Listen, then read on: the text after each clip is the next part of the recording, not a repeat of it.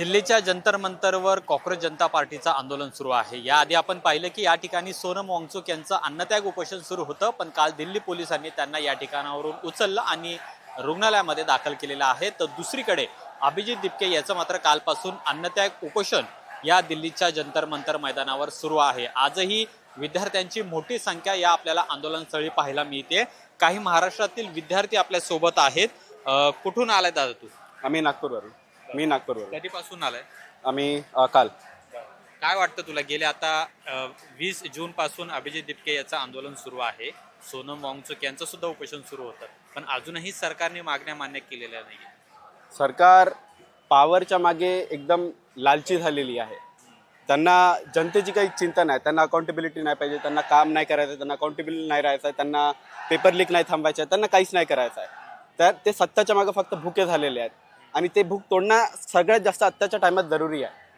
आणि हे जे लोक ज्यांनी सुसाईड केलं आहे नीटच्या पेपरमुळं, त्यांना न्याय भेटणं जास्त जरुरी आहे.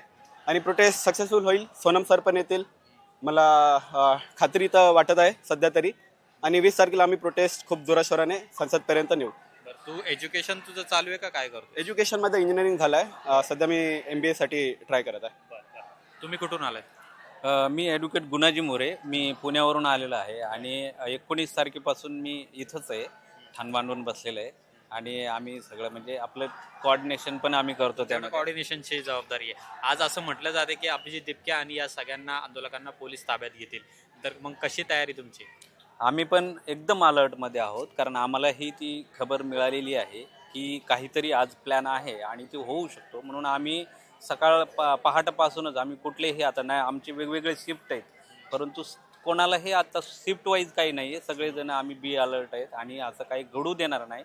आणि असं घडलं तर ते मात्र सरकारला फार धोकादायक राहील. कालची जी घटना घडली ती फक्त भारतातच नाही तर जगभर ती पसरलेली आहे. आणि अनुचित प्रकार जर घडून घडला, सरकारने जर केला, तर याची जबाबदारी पूर्ण सरकार त्याला जबाबदार असेल आणि सरकार ते पाडायलाही भाग होऊ शकतं एखादी घटना घडली तर. कुठून आलायस तू? मी नागपूरवरून आलो आहे. काय नाव आहे? माझं चेतन नाव आहे. काय करतो? एज्युकेशन चालू आहे का? माझं एज्युकेशन झालेलं आहे. मी ITI करून आता मी टेक्निशियनचा जॉब करत आहे. आणखी मला जॉब सोडून तू इथं आला आंदोलन? नाही, माझे पर्सनल काम करतो मी. आता काय वाटतंय? गेले महिनाभर झालं या ठिकाणी आंदोलन सुरू आहे विद्यार्थ्यांचं. नीट परीक्षेचा घोळ असो किंवा मग केंद्रीय शिक्षण मंत्र्यांचा राजीनामा असो, अजूनही सरकारने काहीच हालचाली याच्यामध्ये केलेल्या नाहीयेत. विद्यार्थी म्हणून किंवा तरुण म्हणून काय वाटतं? मला वाटतं त्यांना एक जबाबदारी घेतली पाहिजे. आणखी जबाबदारीच्या नात्याने त्यांनी राजीनामा तर दिला पाहिजे.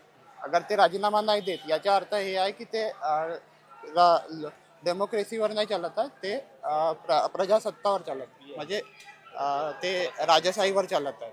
तर मला असं वाटतं की त्यांची हुकुमशाही चालत आहे. हुकुमशाही नाही चालता, त्यांची जबाबदारी राहिली पाहिजे की जनतेला तुम्ही प्रतिसाद, मतलब जे पूर्णपणे हे पाहिजे ते पूर्ण करू नाही शकत आहे, तर त्यावर तुम्ही जबाबदारी घेऊन तुम्ही इस्तीफा दिला पाहिजे. खरं संसदेवर जायचं आहे, जाणारच? जाणार आहोत. काय कारवाई झाली? पोलिसांनी काय ताब्यात घेतलं? ताब्यात घेतलं तर जाणार ना, कारण की ताब्यात पोलीसवाले घेऊच नाही शकत. कारण की आम्ही पीसफुल प्रोटेस्ट करणार आहोत. आम्ही काही इथं होल हल्ला नाही करणार आहोत. आम्ही आपले हक्क मानणार आहोत, जे आम्हाला पाहिजे आहे, आणखी ते आम्ही घेऊन राहणार. काय म्हणताय तुम्ही? मला हे म्हणायचं आहे की केंद्र शासन जे आहे एकदम हिटलरशाहीप्रमाणे ही तानाशाही चालू आहे. आणि ही तानाशाही सगळी जनता ओळखते आहे. असं नाही की मांजराला वाटतं की आपण डोळे झाकलं आणि दूध पिलं म्हणजे असं दिसत नाही, परंतु ही जनता बघत आहे आणि ही जनता योग्य वेळी योग्य उत्तर देईल आणि त्याची ही वेळ आली आहे असं मला वाटतं. तू कुठून आलायस? मी नागपूरवरूनच आलो आहे. माझं नाव सुदत्त गजबी आहे.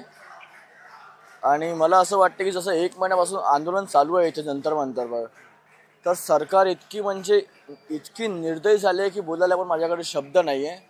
म्हणजे त्यांना दिसत आहे की इतके मोठे आपले भारताचे महान सायंटिस्ट जे 20 दिवसापासून हंगर स्ट्राईकवर 21 दिवसापासून हंगर स्ट्राईकवर जे बसले आहे, तरी म्हणजे त्यांना थोडी तरी म्हणजे जनाची नाही तरी मनाची थोडी तरी लाज पाहिजे होती की बाई ते इतके मोठे सायंटिस्ट आपलं बसले आहे हंगर स्ट्राईकवर, त्यांनी थोडं भेटायला जावं की काही थोडंसं त्यांची भेट घ्यावी, थोडं आपलं काहीतरी करायचं प्लॅनिंग वगैरे.